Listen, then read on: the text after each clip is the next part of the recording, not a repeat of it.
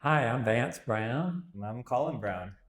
So this is my son. Yes. Um, we're both have been working on what we call a season of deconstruction and reconstruction, Yes. right? And we just like to. It's a big part of my story in terms of you. I think some of your story definitely set my deconstruction in motion.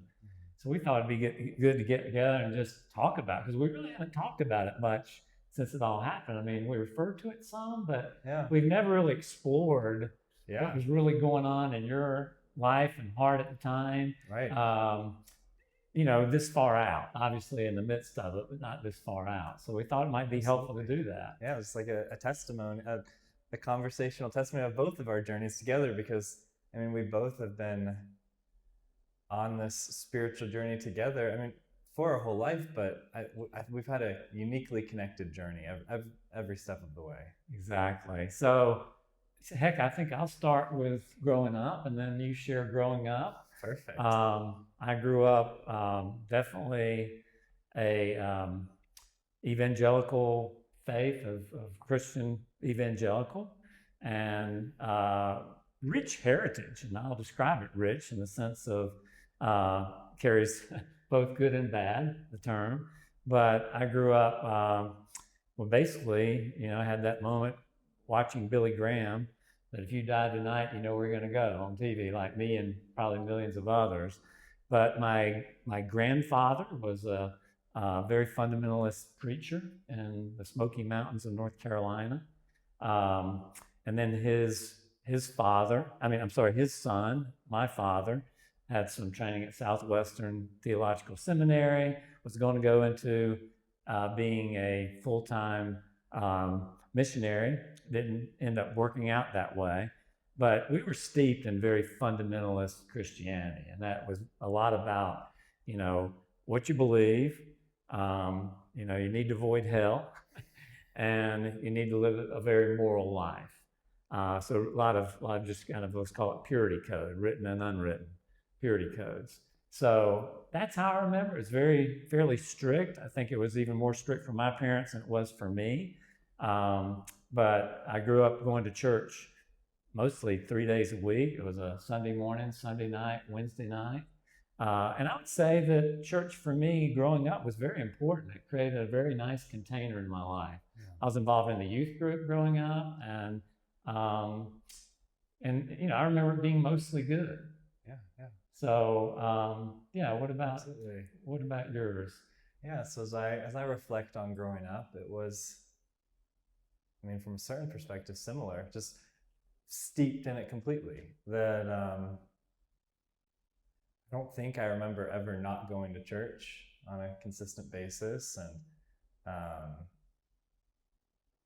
every all of life was contained and framed in this evangelical Christian world. It was church, and then even the school that I went to that you helped start, and Called the Classical Academy. Classical Academy. Yeah, it wasn't officially a Christian school, but everyone, the founders, like that was the container of it. All my friends, almost everyone there was kind of similar evangelical Christian world, some kind of Christian, yeah, A lot Christianity. of the community was that.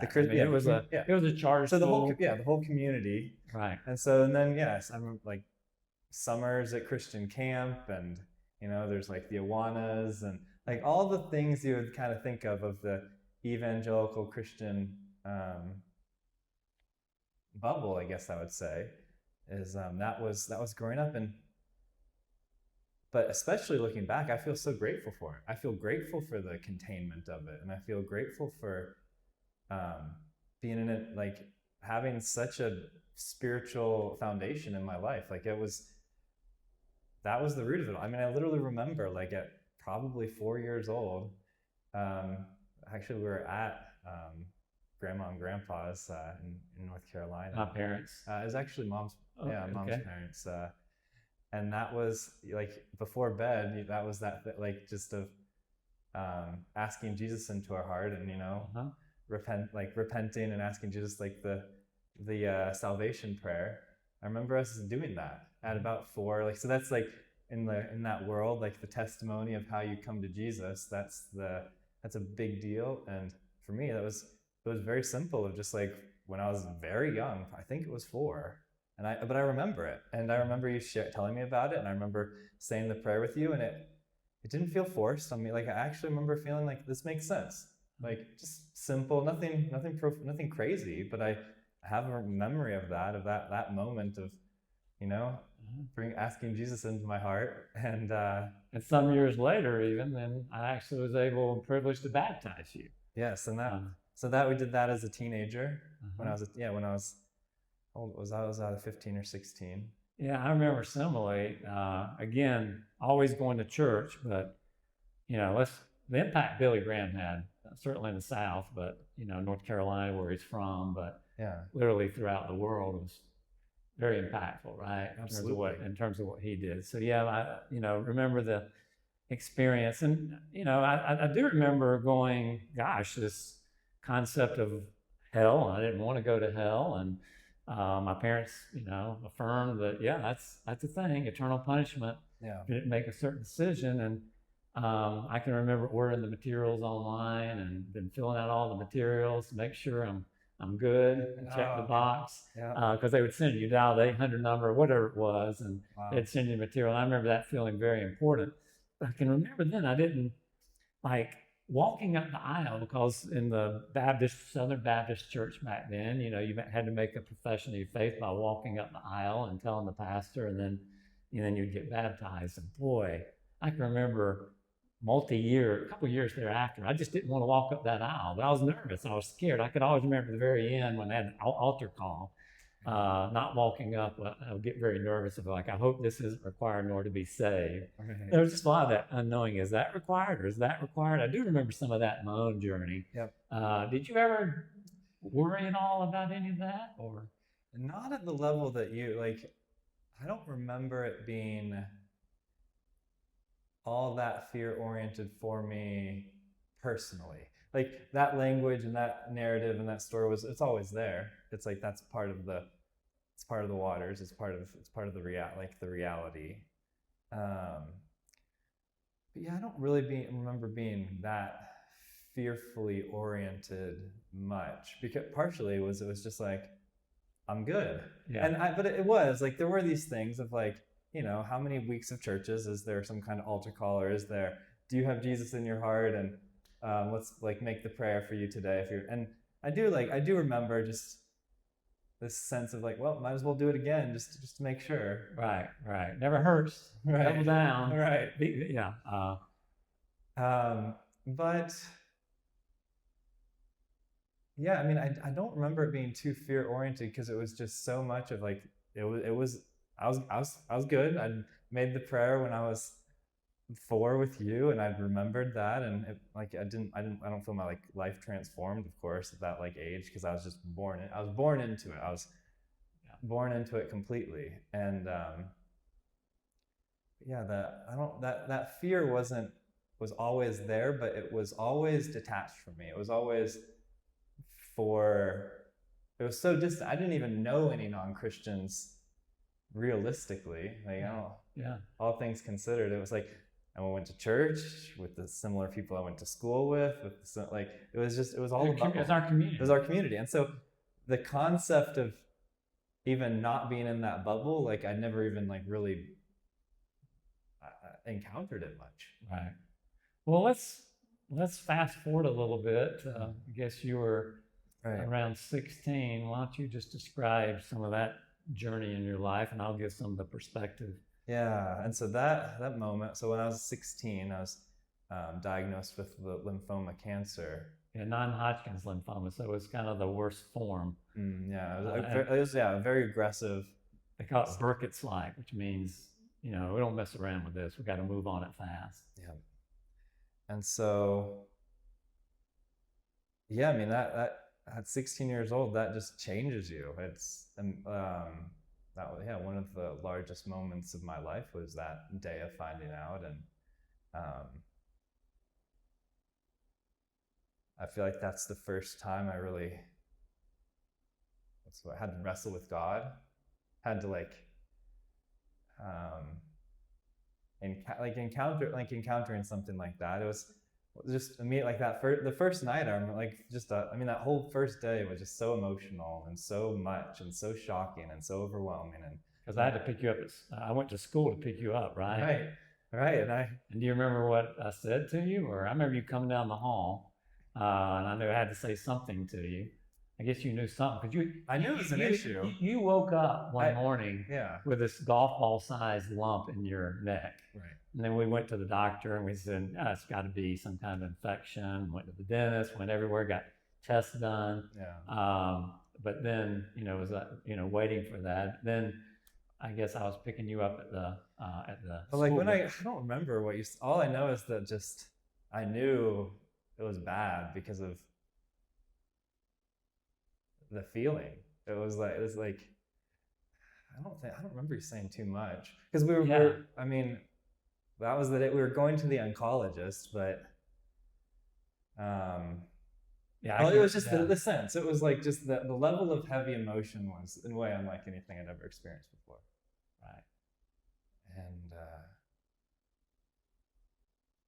And I can remember for me, just in terms of my lens, that morning, I got a call from our doctor, and he's our family doctor. Mm-hmm. And, I remember him telling me, he used these words, I think I used them with you because I thought that's not a C word, not a cancer word. He says they're abnormal cells that your son has, and we need to get him an oncologist today. And I've got all lined up.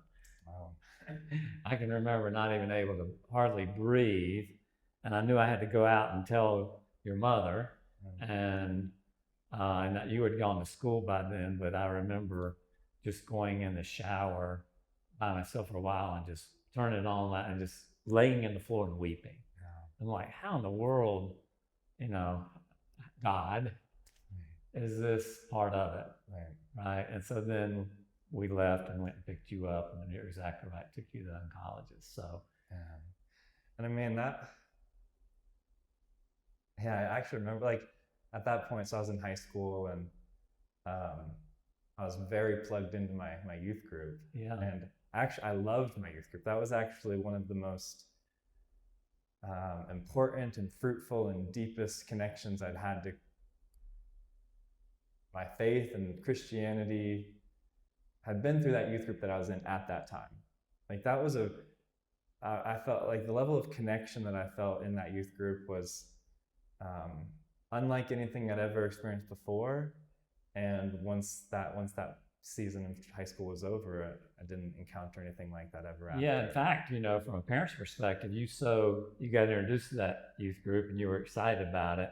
We actually moved churches, as a family to go that, because I'm like, man, if anywhere you get as a parent, I'm thinking anywhere you're plugged in and want to be a part of the Christian youth group, I was like, all in, let's go there. So that youth group was kind of that was my favorite part of life, was being a part of that youth group, going to all the stuff, being there on Sundays, like my friends, the youth everything about it was kind of like the most alive part of my life was through that youth group. And so, I actually had gone on a missions trip with them before, and I remember that was the first time I actually cried once when it was that day at the oncologist. And I was like, can I go on the missions trip with my youth group this summer? And they said no. And that was the first impact of oh wow. I remember that clearly. That hit me in the gut hard of oh my gosh, the reality of what you're going to have to endure. They wanted to start chemo as soon as possible, next day. Yeah, literally the next day. Literally the next day, because again, when a lump can appear overnight, it was moving fast. And the whole thing, it was very aggressive. Right. And so talk a little bit about the community, how they came alongside you. Yeah, beautiful Christian community. Oh man, I mean, the level of support was kind of overwhelming. Mm-hmm. And it was all of life just transformed in a moment. And but I had whole youth group, my whole at school, everything. It was just full support.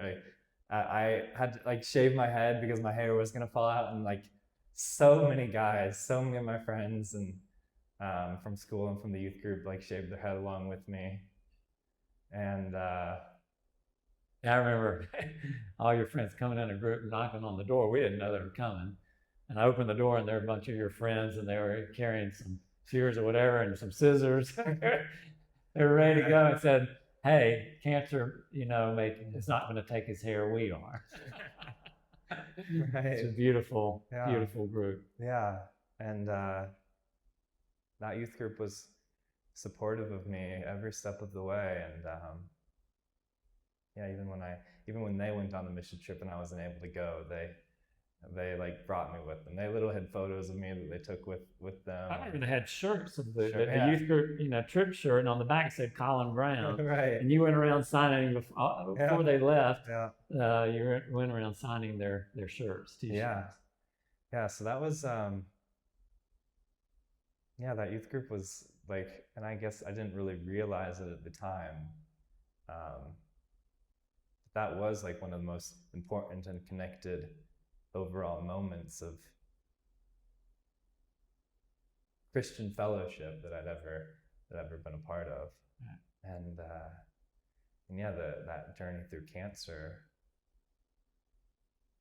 Yeah, that was the first time my faith was put to the test in a certain way. Like I even remember being younger, even like feeling this like level of, what is the right word? Like almost guilt or embarrassment that my testimony, that I had, like as a kid going to Christian camp every summer, and then people sharing their testimonies around the fire of how they encounter God or encounter Jesus, and I had no story. It was like I made the prayer. So yours was less. I made the prayer when I was 4, and I've never really had like some crazy moment, and there was no trauma associated with it. It was just less like experiential. Yeah, I was born into it, and it made sense. Yeah. And just like I was, my entire just like my world. parents were. Yeah. I mean, it followed this tradition. But yeah, in the evangelical world, like your testimony of encountering God, it's like a big deal. Conversion experience. Yeah, it's a big deal. And I do remember just like feeling almost like just that thing of I'd be around the campfire and it's like, I don't have anything to say. I don't have any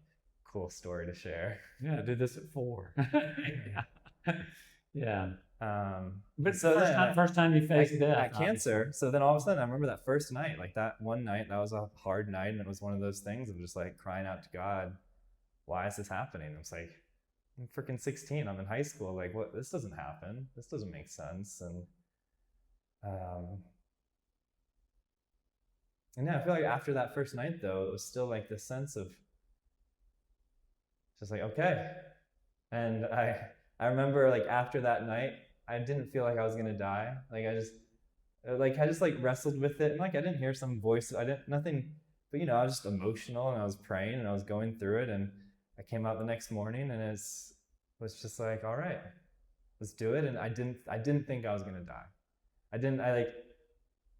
wouldn't have been able to articulate it, but saying back now is I feel like God has just showed me that I'll be okay. I'm not gonna die, and you just walk it out. Yeah. And I remember you then, did lose your hair for the chemo, and it was really crazy that, they allowed us to take the chemo home. So your mom and I had to be trained on how to administer the chemo, and you obviously were trained. Yeah, because it had to be. There's moments where it had to be 24/7 administer. Yeah. And so it was either stay in the hospital or take it home. So which seemed like a no-brainer there. I remember one night though, in terms of crazy panic, because the alarm goes off when anything's going wrong. Right. And I remember rushing down, and Mom did too, and we were in panic, like what to do, because that chemical, you had a port, and that needle had popped out or something. So the chemical, the needle had come out. Harsh chemicals going all over the place and come out, and we were kind of freaking out.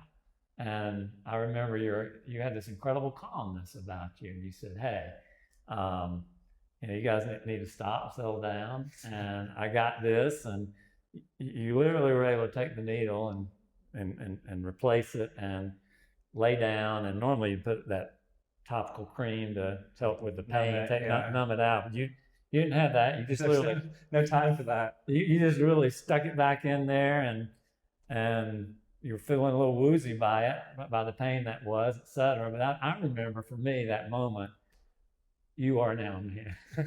That was like this rite of passage into manhood where I went, wow, that was incredible to watch your courage and the calmness which you had. You talk about the spirit and how you started feeling some calmness, and you were able in that crazy moment to do it all yourself and to stick the needle back in yourself, jab it back in, and I remember you helping out a lot. well, I was like, yeah, I remember you. I was probably just telling you what to do, but I remember you helping out a lot in that.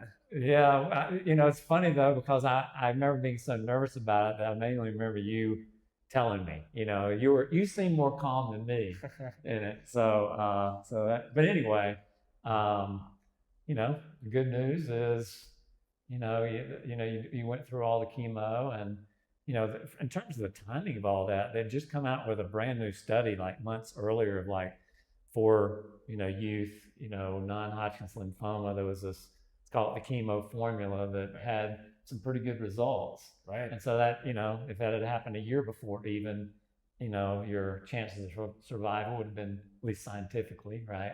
Well, and they knew there was a plan. They knew exactly what the best practice for what I was encountering would be, and it was definitely an intense chemo schedule. I remember them saying something like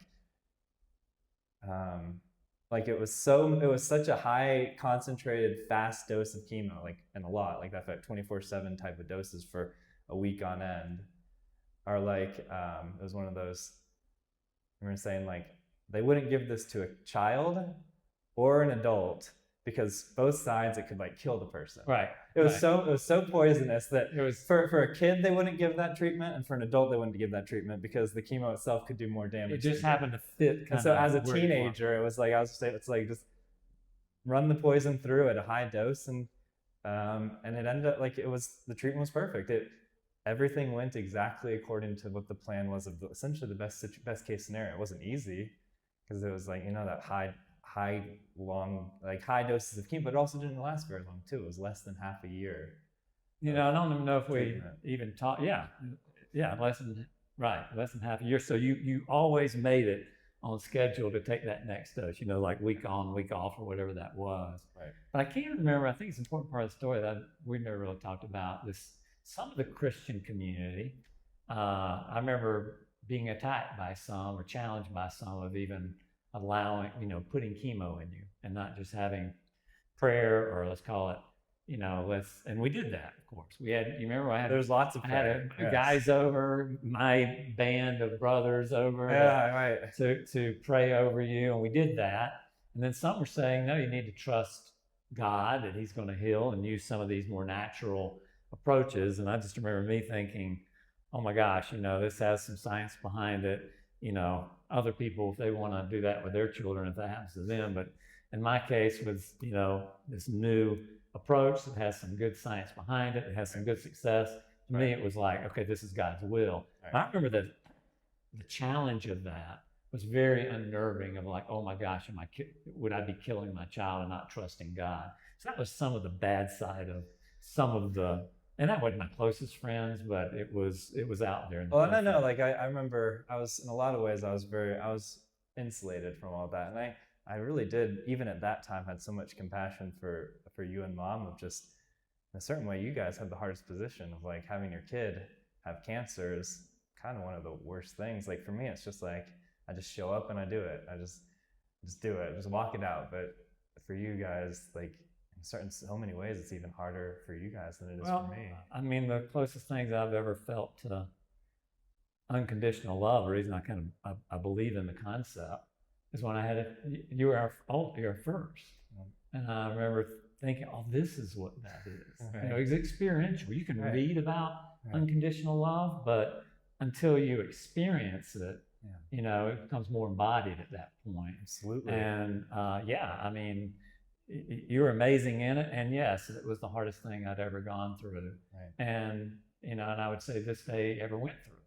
Even though later part of the story I've had my own cancer since then, and et cetera, but that was by far worse of watching you go through it. So anyway, that was our experience at that age. You had to come to terms with death way earlier than any of your classmates or people in that age group, right? Right. But like even at that time we were talking about it, but even looking back, I feel like more and more grateful for it. Of having to encounter death at 16 is I